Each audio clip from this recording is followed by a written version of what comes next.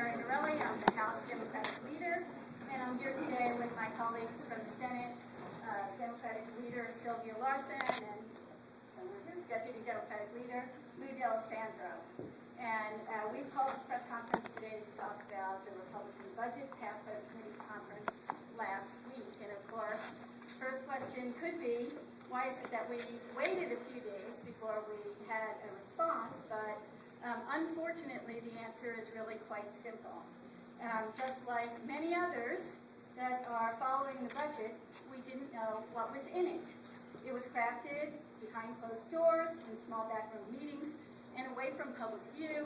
And even when they came forward, where the votes were taken in public, it was done with little or no explanation.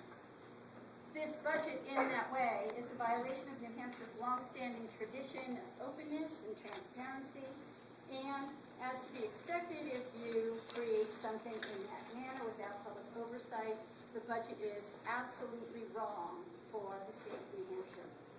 This budget will increase property taxes, it will kill thousands of jobs, and it will put the lives of countless Granite Staters at risk.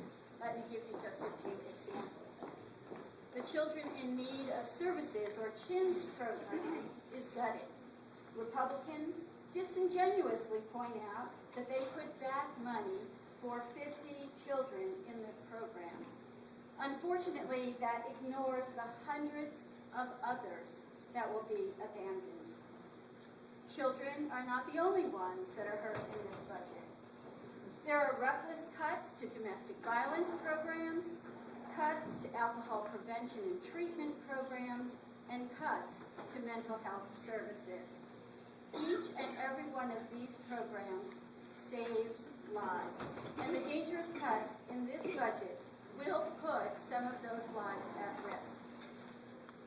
In 2006, New Hampshire as a community said, you know what, we don't want to force those with developmental disabilities to have to wait more than 90 days to get needed services.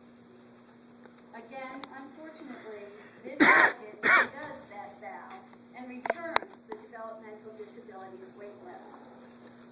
This budget is also a disaster for public higher education. This time, Republicans in the House and Senate kept New Hampshire first in the nation. But I don't think we want to be proud of the reason.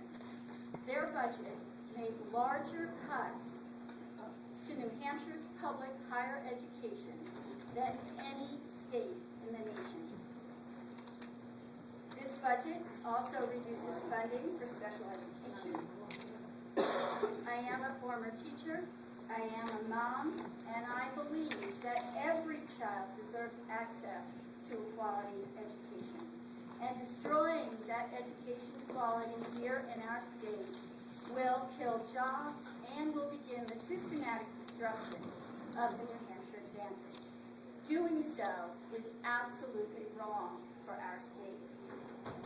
This budget makes cigarettes cheaper, while at the same time, it puts the cost of college education out of reach for many. It takes tax breaks to it gives tax breaks to failing companies that lose more than $1 million a year, but then it cuts life-saving domestic violence programs and life-saving mental health services.